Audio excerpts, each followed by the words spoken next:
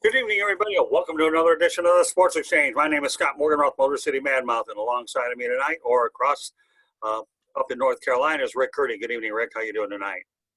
Hey Scott, how are you? All right. Well, we get to fly solo. Who knows? We might be doing more of these solo broadcasts. I have no problem whether you're on with myself or somebody else. The main objective is make sure we educate and inform, and that's exactly what we're going to do tonight, right, Rick? Exactly. Okay. Well, let's focus on the business at hand. Los Angeles Dodgers winning the World Series. Clayton Kershaw and Dave Roberts' legacies are cemented, and no, there won't be any Mike Scioscia sightings out in Los Angeles. No, no more Mike Scioscia. Man, maybe one day he'll go there, but not right now. Dave Roberts finally got that monkey off his back. Kershaw got that monkey off his back all the years that he was shorthanded, and he really redeemed himself. It was a great series. And I'm very happy for the Dodgers. They haven't won it in so long. I remember when they last won it, when Kirk Gibson pumping his fist, hitting that home run off of Dennis Eckersley against the A's, who people thought were the best team at that time, and the Dodgers took care of it, and they did a great job against Tampa Bay. Tampa Bay is a great team, but congrats to the Dodgers and to the Lakers for bringing championships to Los Angeles. Yeah, that series you're alluding to, the Oakland A's were heavy favorites. They had Mark McGwire and Jose Canseco and Dennis Eckersley. So that team was very, very loaded, Rick. Oh man, Eckersley was like lights out. I mean, he every time he took the mound, he was like Mariano Rivera. I mean, it was like automatic that he was gonna um, shut it down. I mean, I remember times where he threw like 10 pitches and the game was over. The man was at that time the best reliever, and when it went into the ninth inning, it was like it's over. I mean, game over, and he gave up that home run to Kirk Gibson, and it was like, oh my gosh. So it kind of brought the momentum to the Dodgers winning everything at that time. Yeah, let's talk a little bit about that series while we have a moment, okay? Do you think that Kevin Cash overmanaged and overthought his hand with the premature removal of Blake Snell? Yeah, I think he made a mistake. I mean, he did that the other time in the playoffs, and he got lucky. They Oh, got away with it. Now this is the second time they did it, and you can see Blake Snell's reaction when he came out. He was like, "Oh, come on, man, don't take me out." So I think he made a mistake there, and I think it kind of like brought momentum because they weren't doing nothing off of him. He was really pitching very, very well, and I think too much analytics was into it. That's the problem with his analytics. People look at that and say, well, this is the third time they're going to see him pitch, and they have a better shot at hitting him. And I think the old analytics right there kind of took over. And I think some analytics is great, some is not. At this time, what he did wasn't good. So I blame the too much analytics on that call. yeah, he had 9 strikeouts going into before he was pulled. I know that the Rays held a 1-0 lead at the time. And you know what? In my opinion, when you're in a very important contest like he was, you got to ride this guy out. You really do. No, I forget, like you said, too much analytics, overthinking. And we had Mark Littell on the broadcast last night with Stuart Hack and I, and he said the same thing. You can't play patty cake baker's man, Rick, in the World Series. It's such a big stage. I guess when we're talking about it, you can either take it down Pedro Martinez territory when Grady Little opted to keep him in, or we can go down Kevin Cash territory, and darned if you do, darned if you don't. But nevertheless, the Tampa Bay Rays with a payroll of $28 million with it being prorated in the David and Goliath series. And, I give the Rays credit for getting there, and I guess you and I are still thrilled they got there because they kept the Houston Astros out of there. Absolutely. I was glad, nobody wanted to see the Astros, and the Astros, I mean, they got off so light. I mean, their punishment was shame and embarrassment. Yeah, whatever, Rob Manfred. And they got Carlos Big Mouth Correa going around and saying, nobody wants to see us here, and we're here. Too bad. Get over it. That kind of attitude. And, they weren't even 500, so I didn't want to see a team with a record under 500 in the World Series. And, the Astros are cheaters, and that's all they'll be remembered for. And I'm happy to see the Rays but I grew up in Los Angeles, and it's been a long, long time since the LA Dodgers have won the World Series, and they finally got it off the back. I don't have to call them the Buffalo Bills of Major League Baseball no more. That's a fair assessment. So let's talk about Dave Roberts for a moment. All right. Second black manager ever to win the World Series, first Asian. It's only fitting that he was able to not only win it, but with an organization for which Jackie Robinson broke the color barrier. And during 2020, when you're clinging to just anything to go right, at least the Dodgers were able to have an African American coach slash manager win it all to keep the legacy of Jackie Robinson alive. Yeah, it was a great victory. Congrats to Dave Roberts. I have been very, very harsh on him the last 3 years. I said, last year I thought they need to get rid of him. How in the world you can blow a 21 and a half game lead, have the best record in Major League Baseball, and you lose in the first round like that? But I tip my hat off to him and to the Dodgers. They stuck with him, and it was the right move to do. I've been, you know, saying I would love to see Mike Scioscia as a Dodger, as a manager. Maybe one day he will, but not right now. Dave Roberts is the man right now, and he did a great job. And congrats to him. Congrats to the Dodgers. And people are going to say, well, it was a short. It don't matter if it's a short season, whether they played 162 games or 2 games. They're World Series champions. And I'm happy for Dave Roberts and the Dodgers to finally get that monkey off their back. Well, call it whatever season you want. The bottom line is the playoffs are a grind in its own respect. And every league Yep. need to deal with a condensed season and a heavy-duty postseason. So, the Dodgers, without a doubt, earned it. Let's talk about the World Series TV ratings. The average drops 32% below for the 6 games. Previous low was 5.2 rating and 12 share. 9,785,000 is what you pulled in for this one, according to the Nielsen Media Research. The previous low was 7.6 rating, 12 share, 12,660,000 over 4 games. That was the 2012 World Series between the San Francisco Giants when they swept the Tigers 4-0. So I'll put it in context, okay, what you feel that these ratings really meant. And for the large sake, we also realize that Tampa Bay versus Detroit, you're not talking as big a market, but put into perspective what these numbers really mean. Well, I mean, we're going through a pandemic. That's one thing. It's a shortened season. Tampa Bay is a great team, but I think people really had the heartfelt to see the Dodgers and Yankees.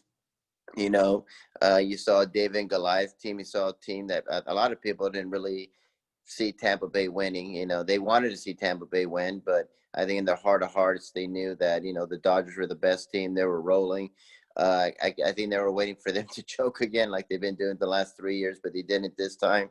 But, we're going through a historic pandemic right now. And right now, people's minds is not on sports. The NBA's ratings were low as well. And right now, people are out of work. People are struggling right now. And it's great to see sports. It was just a little different. The season was shortened. I think people kind of just, there's so much going on right now in the world right now, and people trying to, be at work, and a lot of people are staying home. So I'm not really surprised that the ratings were low, and I think Tampa Bay, as great as a team as they are, people are not really clamoring to see them. Yeah, no, that's true. I mean, the Tampa Bay Rays are an organization that they do things the right way, the way they develop their players, the way they keep a moderately low payroll, and they just find a way to win, but they're not winning in the TV business, that's for sure. I'm sure that they were certainly looking for, everybody wanted the Yankees and the Dodgers in the series, but the Tampa Bay Rays had other ideas, and they earned their way there. All right, let's talk about some managerial news today, Rick. Tony La Russa, 76 years of age, hired as a White Sox manager, third on the all-time with wins, 2,728 wins. He fulfills that, if he's able to stay there, 3,000 wins within striking distance. And he has a pretty good White Sox team, and I think it's on the threshold of probably winning. What are your thoughts about the hire of Tony La Russa? Baffled. When I first saw it, I was like, I mean, is this a joke? And I'm like, he's 70-some years old. I mean, he has nothing to prove. He's he's going to the Hall of Fame. He's one of the greatest managers ever. He and Sparky Anderson, only 2 managers to win a World Series in both leagues. I was very surprised by this. But he's a great manager. We'll see what he does. He needed a big name. He's a big name, but I'm kind of this is like a short-term solution. So I mean, I think for the White Sox, it's either win a World Series or don't win a World Series. So I'm quite surprised and baffled by this decision. Yeah, Rick, it comes across to me as a win now situation. It really is. What do you expect to get out of a 76-year-old? But then again, I guess it's only fitting in 2020 that we have two presidential candidates in their late 70s vying for the big office anyhow. So I guess Tony La Russa landing with Chicago. Bear in mind, though, he started his career with the Chicago White Sox before he went on to the Oakland A's as well as the Cardinals. So I think he feels in some respect, Rick, that he has unfinished business to take care of in the Windy City. And, as long as he's got the managerial juices and he hires a good coaching staff is what he needs, that acclimates to a degree of analytics. Because while I feel that, Rick, a degree of analytics, you still have to manage with your gut. And I think Exactly. nowadays, a lot of managers lose sight of that. But, if he brings in some analytics guys to comply, he won't have any problem with earning any credibility in the clubhouse or in the organization because of his winning pedigree for sure. Yeah, I mean, he's one of the greatest managers of all time. He hasn't managed in quite a while, but they wanted a big name. They got a big name, and I'm like I said, I'm kind of surprised by this, but I guess the White Sox see themselves it has to be a win now situation. He's 76 years old, so I mean, I just don't see the White Sox as being like a major team, a contender for the World Series. That's just me. Evidently, they seem to think that they are, though. Otherwise, they wouldn't have made a hire. I don't know. They could prove us both wrong, just like Dave Roberts ultimately got over the hill. We don't know. But if they feel that's the best hire, there are a lot of good names out there. But the question is where they think mindset that they're at. If they think they're that close within a year or two, La Russa's your guy. And evidently, that seems to be the mindset in the Windy City. All right, let's go on to the National Football League. Aaron Rodgers absolutely feels it would be crazy to put Minnesota Vikings head coach Mike Zimmer on the hot seat. You know what? Aaron is dead on here. He really is. It's not Mike Zimmer's fault that Stephon Diggs got shipped to Buffalo. It's not his fault that Kevin Stefanski decided to take on a head coaching job for the Cleveland Browns. And it's not his fault, for the most part, that Kirk Cousins isn't performing to the level of his contract. So what's your position on Aaron Rodgers? Yeah, I agree. I mean, if they do move on from Zimmer, I'll be really quite surprised. I mean, I think they'll give him another season. Yeah, Cousins struggled, and Stefanski's doing a really good job with Cleveland. I think that's what's hurt them this season. They are a disappointment this season. I think people expected a lot more, but I don't see him in the hot seat this year. I don't see him as a Gase or anyone else who's most likely going to be gone. I think they'll give him one more season, and if they do struggle next season, they'll probably go a different direction. But I'm with Aaron here. I wouldn't pull the plug on Zimmer quite yet. Yeah, no, I'm with you all the way. I think right now the guy's had a tough season. He's done some pretty good work in Minnesota, so you can use a patience card there. So let's talk about the Thursday night matchup, Carolina Panthers in your backyard. Obviously, they won't activate Christian McCaffrey tonight for Thursday night football. Some thoughts about the move? Yeah, I mean, they just want to play it safe. He's their franchise player. He's arguably the best running back right now in the NFL. They just want to play it safe. They don't want to get their guy injured, especially during a COVID-19 year. So, I mean, and right now the Panthers, they've struggled, but no one expected them to. Everyone thought they'd be like the Jets, 0-5, 0-6. I know a lot of people here in North Carolina were actually kind of not. They didn't mind that they have the worst record because they wanted to get Trevor Lawrence here. So, but they have been a surprise. Rule's doing a great job, and I love Bridgewater. Finally the Panthers have a pocket quarterback, but he also can run too. He's very deceiving in running. A lot of people don't see that with Bridgewater. So I think it's a good move by the Panthers. They just want to make sure that their star player is 100%, and like why rush it? Yeah, I know they're playing the Atlanta Falcons tonight, if I serve correctly. So have the Atlanta Falcons had enough time to get over that last 1 minute debacle that cost them a game against the Detroit Lions? We're not going to ask you to predict the football game, but I think the Atlanta Falcons of all times are probably glad that this game was 3 or 4 days away from what transpired in Georgia. Well, they haven't gotten over the Super Bowl debacle. I mean, Right. So, ever since that happened, Flynn, I mean, Dan Quinn he was never the same after that. Neither was the Falcons. So they haven't even gotten over the Super Bowl. So have they gotten over this? You would think they would, but honestly, I don't think so. yeah, the Atlanta Falcons are making a good living inventing ways to lose football games, and the Detroit Lions were beneficiaries of it.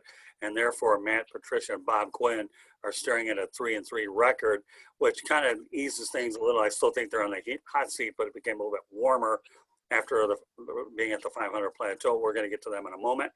One other college football note: Nebraska is disappointed that the Big Ten didn't approve a non-conference game. I think they wanted to play that against Tennessee, but that wouldn't matter if they were playing it against Holy Cross.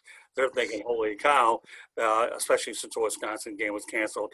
Let me ask you, Rick, are the Nebraska Cornhuskers more trouble than they're worth in the Big Ten? Well, I mean, Tom Osborne is not coming back. Right. This is not the Nebraska Cornhuskers I mean, when I was watching, they were like Alabama. They were always in the championships. Tom Osborne, one of the greatest head coaches of all time, won 3 of them. And Scott Frost. I love Scott Frost. I think getting him was a great hire. I think he's one of the best young coaches to come out of college football. But I mean, Nebraska is just not. A big name team right now. They've been on the downside for quite some time. And, maybe if they were like more competitive or something like that, maybe. But yeah, I think they're more trouble than anything else. Yeah, I think they're a headache for the Big Ten. Remember when the Big Ten decided they weren't going to play at all this fall, Nebraska said, well, maybe we can play outside the conference, go somewhere else. And Kevin Warren said, no, you're not. You want to keep collecting the money that we're going to pay you. You just sit there and be like the rest of us and stick it out until we weather it. Now, all of a sudden, this little distraction out of Lincoln to me is just another thing where the Nebraska Cornhuskers, when they came to the Big Ten, didn't realize how good weekly competition is. Just because you had the Oklahoma Sooners, and that's pre-Texas, by the way, until Texas came in. Okay, it's not like you're beating up on Iowa State, Kansas, and Kansas State all the time, where the only meaningful game you have is the last 2 games of the year. And then of course, when they ended up getting good competition, such as the Miami Hurricanes, they weren't able to pull it out. But I think really Nebraska is more trouble than they're worth. And I have no problem with what happened last Saturday when Ohio State put a 52 spot on and they whipped Nebraska, even as they had a reserve quarterback. That doesn't matter. Nebraska, to me, they're more trouble than they're worth. Yeah, they've been on the downside. It's sad to see Nebraska like that. I love when they were a powerhouse, and maybe they'll get back to that, but not right now. And like I said, Nebraska is not really when you think about college football, you don't think of Nebraska. You think of Clemson, Alabama. I mean, look at Notre Dame. They're a great team. So, and they're a historic team. So yeah, Nebraska right now. A lot of people are not. They're not on their wish list for a team to win it all. Yeah, I often wonder how relevant they are in the Big Ten. What I mean by that is, like I just alluded to moments ago, when they were in the Big 12, Big 8, or whatever it was at the time when they were playing, again, they were one of the top teams. But they ended up going into the Big Ten because they needed to strengthen their basketball program. And with the money that they brought in with the Big Ten, they've been able to upgrade their facilities tremendously with the revenue you have with the Big Ten network. So, I think they're acting like a pendulum child is what they are, and they just have to sit there and just deal with it like everybody else on the planet. All right, so let's talk about some key games tonight. Indianapolis Colts 4-2, Detroit Lions 3-3. Pretty interesting contest. Give me some predictions and give me an explanation as to why you're going that route. Who was it again? I'm sorry. Indianapolis at Detroit, Colts at the Lions. That's a toss-up game for me. I like, the Lions are playing much better now and they're at home. So I'm going to go with the Lions on this one. I still think Matt Patricia's gone this season, especially now with new ownership. But I like what they're doing. They seem to be on a roll, and maybe they'll keep his job next season. I don't think so, but maybe they will. But I don't have this as a high-scoring game. I have this like 21-16, Detroit. Yeah, you know what? I'm going to go with the Lions too, Jonathan Taylor is the only real threat I think the Colts have running wise.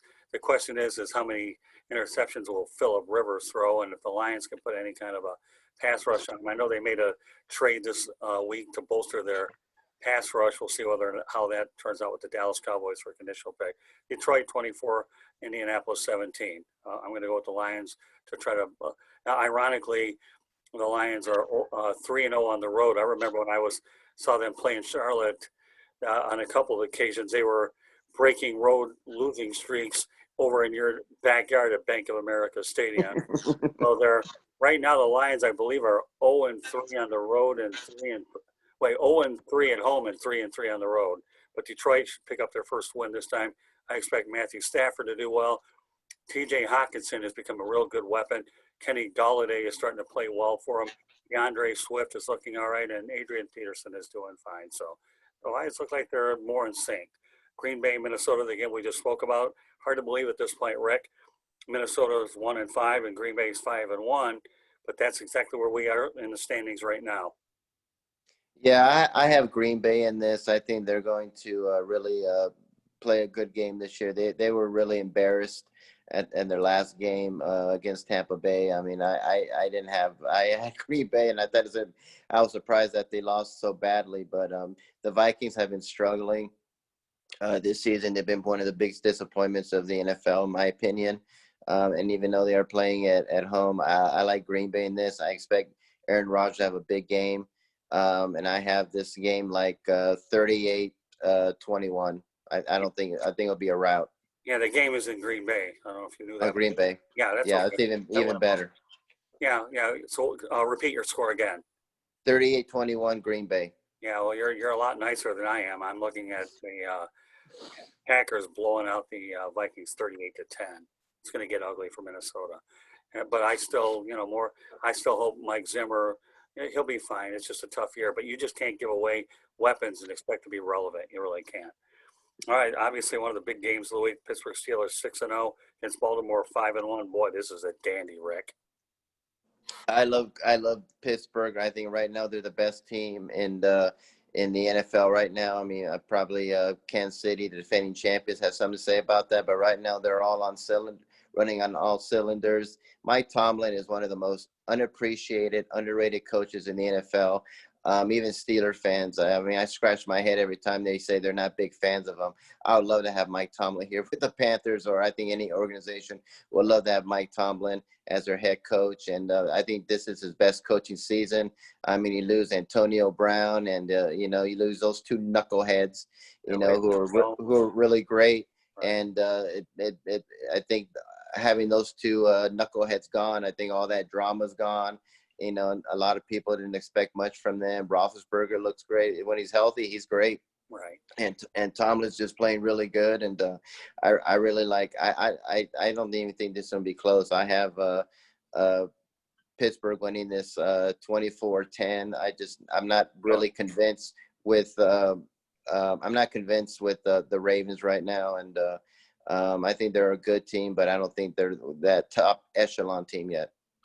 Yeah, I'll give the Steelers a win, but I'm going to go 28-21. Sound good? All right, Las Vegas Raiders against the Cleveland Browns.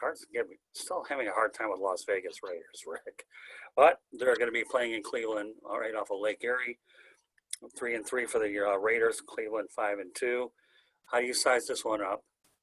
I am not convinced with Cleveland. I'm sorry. Everyone is like, wow, look at how good Cleveland is. Well, they were good one year when they went 4-1 and they didn't play very well. I know Ben comes out for the season now, which I think is probably good for them because he's such a headache and it's such a distraction.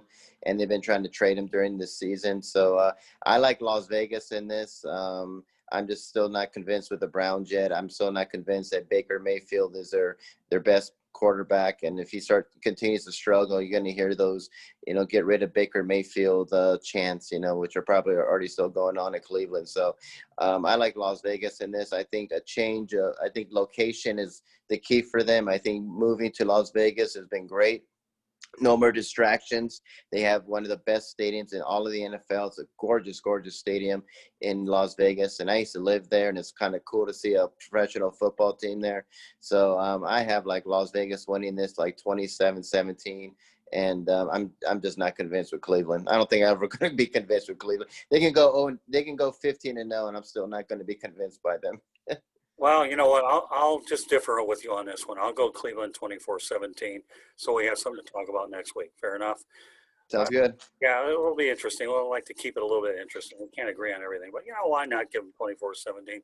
Albeit, even though Odell Beckham Jr. is gone, I have a feeling Baker Mayfield will have his fair share of targets. I think the key for Cleveland is they have to muster up a good running attack.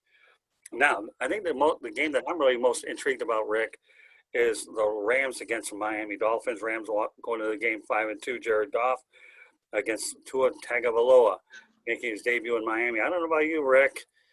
I have a very weird feeling about this, but I'll let you start it off first. Well, the Rams, they're like a head scratcher. They'll look good one night, and then another night they lay an egg. And I'm still not convinced with Goff. I don't think he's a franchise quarterback at all. Tua, I've come on the show and said I'm just not really a big Tua fan. I think he's just a little too small, and I think he's a little too injury prone. That's just my opinion. But I think what makes him dynamic is his running, and I think Tua's going to have a big game. I think they're going to beat the Los Angeles Rams. The Rams have. I don't know if it's that Super Bowl hangover, but ever since a team loses the Super Bowl, they just can't get it together. The Panthers were a 500 team. We all know about the problems with the Falcons, and the Rams have just been so inconsistent ever since they lost to the Patriots. So I think Tua's going to have a big game. I really do. And I have it like 21-14 Dolphins. I think it'll be an interesting game, but I think Tua will do really well in this game. Yeah, I'm going with Miami too, but 24-16.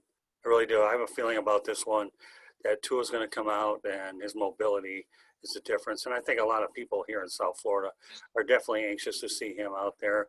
And when you look at the fact that Justin Herbert's doing well with the Chargers despite the losing record, and I think this quarterback class so far looks like it's pretty good. It really does. So I really like Herbert a lot. A lot of people were kind of like, rolling the dice. He could be great or he could be a flop. I think he's a great quarterback. I saw him play when he was with the Oregon, and I think that was a great pick for the LA Chargers. I keep calling the San Diego Chargers the LA Chargers. So I really do like Herbert a lot. okay, we got 3 more games to address. One of them's at Soldier Field featuring the Chicago Bears, a place I've been to all too many times, even when they didn't have the capsule around that historic facility. But New Orleans, Drew Brees against the Bears, 5-2, Nick Foles. Who do you got? Well, this is a good game. This is a tough game. Chicago, struggled last game, and there's been some dissension with Foles and things like that. I think they had a bad game, but it's in Chicago right now, and it's very, very cold, and I think that benefits them since the Saints play in the Dome and in a very tropical city. But I really do like the Chicago in this game. I think it's going to be like 24-21. I think it's going to be a nail biter. I think Foles is going to have a big game, and I like it that they're in Chicago. Yeah, well, I've covered games when the Lions played the Bears. I've covered them when the weather's nice, and I've covered them when it's cold by Lake Michigan. Let me tell you, Rick, there's nothing like being able to sit up in that press box and the Bears wait on your hand and feet with the food. But I'll tell you, they couldn't save you when you got on the field. And I had 3 pairs of socks on, a pair of thermal underwear, and a pair of hiking boots. So, and I know when that wind whips, your hands are numb. With that said, okay, the New Orleans Saints will be numb with a Chicago 21-17 win. 2 more games to go. San Francisco 49ers against Seattle Seahawks up in Seattle. The only thing we probably guarantee for the most part is usually raining. Who do you got? Well, Seattle, that was a stunner when they lost there. That was unexpected. I didn't see that happening. I like Seattle. To me, Russell Wilson's the MVP of the NFL right now, and I think Seattle's going to redeem themselves. San Francisco, I think they're a great team, but I don't know if they're that top echelon team yet. I think they're sort of like Green Bay and Baltimore, where I think they can beat like the really good, like the bad teams, but when they play the really good teams, they seem to struggle. So I love Russell Wilson. I can go Russell Wilson all day. I think it'll be 27-17 Seattle. Yeah, I got a 10-point Seahawk win as well. I was looking at 34-24. I think the 49ers will still score some points, but Seattle, they don't hesitate to put a 30 spot. Even when they lost to the Cardinals, they will put up 34 points. So. Last game of the night, Dallas Cowboys 2-5 against Philadelphia 2-4-1. Ben DiNucci, the 7th-round quarterback for the Cowboys, now takes over for Andy Dalton, unless Andy Dalton somehow works his way out of concussion protocol and steps on the field. If I were the Cowboys, I wouldn't play him. But either way, this is what you have for Sunday Night Football. Man, what a disappointment. I know when they put this game on paper, it's like, ooh, this is going to be a good game, and it's going to be the worst game. And the Cowboys are just a massive, massive mess. You know, they really are. You know, you got players speaking out and not happy with the coaching staff, which I think is very cowardly. At least put your name on it and say, hey, I'm so-and-so, and I can't stand my head coach. Get me out of here. So there's a lot of dissension, a lot of bickering, a lot of no trust. And the Cowboys defense, you know, they're talking about their offense so much. Their defense is horrid. It is just, it's terrible. And so, and Philadelphia, you know, they're probably going to win that division with 4 or 5 wins. It's that bad of a division. So I like the Eagles in this game, and I think it'll be like 31-17. I think the Cowboys are just an absolute horrendous train wreck of a mess this season. Well, you're really nice to the Cowboys because I'm not going to be. I think 35-3, the Eagles are going to blast them. You know, think about it. The Washington football team hammered them. What do you think the Eagles are going to do? And I think the Eagles are going to run away with that division. I really do. So, yeah, I wouldn't sell the Eagles short. I think that they can win it. I don't think they'll be a sub 500 team because they'll be playing each other. They'll muster up enough wins to get to the playoffs. How far they go, anybody guess. So, I'll give the Eagles 35-3. So, any closing thoughts about the week in sports? I'm sorry, what was that? Any closing thoughts about the week in sports that stand out in your mind? I think the Dodgers finally winning the World Series. I think now that the Lakers have won it, now the Dodgers have won it. Is the first time that both teams from the same cities have won it since I think it was 2018, 2019 Red Sox and the Patriots. They won it the same year. So congratulations to the Dodgers. Congrats to the Lakers. Tampa Bay, you know, hey, you won the Stanley Cup and you were in the World Series. And Tampa Bay, they're looking really, really good right now. I wrote off Tom Brady and said I think Father Time has caught up with him. He must have been listening to me because he's been playing just terrific. Yeah, he throttled the Raiders, that's for sure, and Tom Brady. And, you know, if you can imagine, if Antonio Brown stays out of trouble and he becomes a good weapon, the Buccaneers can be dangerous. One other thing I just came to my mind, they're talking about putting maxing the Super Bowl to 20% capacity. I was joking around with Steve Ballesteri on the broadcast last night that reminds me of the Canadian Football League here, with the capacity being is 20% capacity for Super Bowls, 100% capacity for the Canadian Football League. I'm picking on our friends north of the border. So what? Yeah, I mean, I'm still not sold on having fans in there. It's just too risky, you know, especially with players coming down with COVID, you know, and you know, it's just too risky for me. That's just my opinion.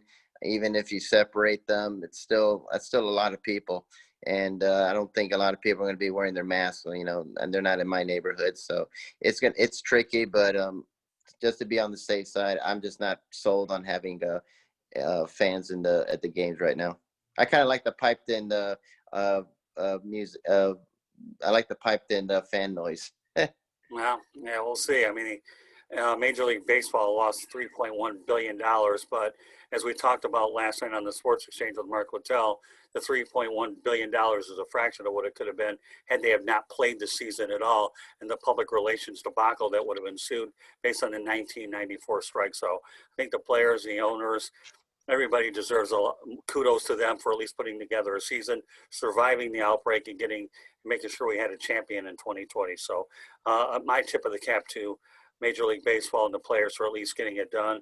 We have 3 champions right now, and hats off to all of them. You had the Lakers winning it, the Lightning, and of course the Dodgers, and we have another one to go with the NFL later on as time goes on. Sorry, Rick, why don't you let everybody know where you stand for? You're going to give the COVID message, and then I'll wrap up the broadcast. Go ahead.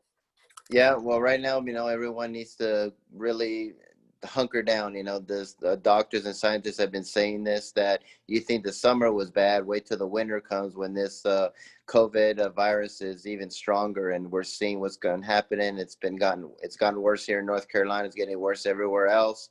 Wear masks. Please stay away from large crowds. You got knuckleheads out there still thinking that it's not going to affect me, when you have athletes going on and getting it. And just stop acting stupid. Like Cuomo said, stop acting stupid. I mean, I don't know what else I can say. Just wear your mask, social distance, wash your hands, stay away from crowds. Just use some common sense. And I know it sucks, but you know what? Whatever you had planned this year, like I had, you can do it next season. It's just not, it's not worth it. It really isn't. And just use some common sense. You should, and I also want to make sure everybody goes out there and exercises their right to vote. We have an upcoming election next Tuesday. Of course, you'll be on 108 Stitches Baseball Talk on Monday night with Dave Hodges. We do that every Monday night. But everybody go out there and exercise your vote. This is undoubtedly the most important election in our country's history, and every vote does count. Okay, Rick, let everybody know how they can get a hold of you. I should point out before you start, Rick Curti does a wonderful, wonderful job promoting the South Florida Tribune on social media, making sure that our content gets out to everybody. And we appreciate your work and all the contributions that you make. Take it away, Rick. My website where you can contact me at is www.charlottebats.com. My email address is cltbatsbaseball@gmail.com. I'm also on Facebook at Charlotte MLB and Charlotte Bats Baseball. I'm also on Twitter at Charlotte Bats Baseball, and I'm also on LinkedIn under Rick Curti, and I'm also on Instagram at Charlotte Bats, and you can contact me on any of those social media websites. Very good. And in terms of, you are watching and listening to Sports Exchange, my name is Scott Morganroth, Motor City Madmouth, along with Rick Curti. Rick, obviously, a very valuable part of our organization. You want to follow us on social media, but we give you plenty of ways to do it. You can follow us on Twitter at Tribune South. That's at Tribune South. Facebook and Instagram, South Florida Tribune. Please subscribe to our YouTube channel, South Florida Tribune. I'll give you 6 reasons why you should. Sports Exchange, No Limits, 108 Stitches Baseball Talk, Real and the Rare, Fantasy Football, South Florida Tribune Podcast. We have a podcast that suits everybody else's needs. Our website is www.southfloridatribune.com. We have the Motor City Monitor on there, which covers a lot of Michigan events, sports and non-sports related. We have our media distribution partners on there. We also have regular columnists, and all of our broadcasts are on the website. And don't lose sight of the fact that we have weather and national news and other national sports on there as well. So it's a very well orchestrated website. My wife, Candy Morganroth-Ebling, does a wonderful job putting this thing together, and she's also our host on No Limits. So my kudos to Candy. She does a marvelous job keeping it all together, and as well as handling the production of these broadcasts. You can go ahead and email us at southfloridatribune@gmail.com, and you can connect with me on LinkedIn, Scott Morganroth. This broadcast can also be heard audio-wise on Apple Podcasts, Spreaker, Spotify, iHeartRadio, Google Podcasts, wherever you hear a podcast. So I'll go over it again: Apple Podcasts, Spreaker, Spotify, iHeartRadio, Google Podcasts, wherever you get your podcasts. So following the Sports Exchange tonight, we have fantasy football with myself and Ryan Skolrud. We get you ready for this week's action. So Rick, we have a lot of work ahead of us on Monday, but meanwhile, I'll be over covering the Florida Atlantic University Owls against the University of Texas San Antonio, providing COVID doesn't give us any unexpected surprises. Candy Ebling will be taking the photos as well. So I love the way Katrina McCormick and her staff has it. They stick me in the corner of a certain press box, so if I want to scream at the walls and yell at them, they won't listen to me anyway, so that's okay. I don't need to social distance with a drywall. So with all due respect, looking forward to the Owls in Texas San Antonio over the weekend, and you and I have some more work to do on Monday night. Any final thoughts, Rick, before we go? Well, I just want to piggyback with what you said about voting. This is probably the most important times to vote right now. Right now, our country, we're very divisive right now, and you have the power to make changes. And so my thing is that if you don't vote, you can't complain. So everybody's voting at a record pace right now. We've never seen anything like this. If you're not happy with the direction our country's going or anything like that, you have the right to vote. You have the right to get rid of people who you don't like. Just vote. It takes very, very short period of time. Even though some of them are long lines, they go by super fast. But you know what? just vote, because if you don't vote, you can't complain. Yeah, Candy and I had a great time on Sunday. We voted early on Sunday after the 1 o'clock game, so we only had one person in line. I'll tell you what. Well, we cruised, but we were glad we took care of it and glad to get it over with. I can only imagine what the crowd's going to be like this weekend, next week. So, meanwhile, Rick, you did a phenomenal job. Folks, we look forward to seeing you on the next edition of the Sports Exchange. There will be times when Rick and I do this alone, and I have no problem because it's always good to be able to entertain you and inform you. And I couldn't be happier than who I have here alongside of me tonight. Rick Curti, wonderful job tonight. And we'll catch you on Monday night for 108 Stitches Baseball Talk. So on behalf of Rick Curti, my name is Scott Morganroth, the Motor City Badmouth. Thank you for joining us on this edition of the Sports Exchange. Good night, and everybody have a good weekend. Be safe.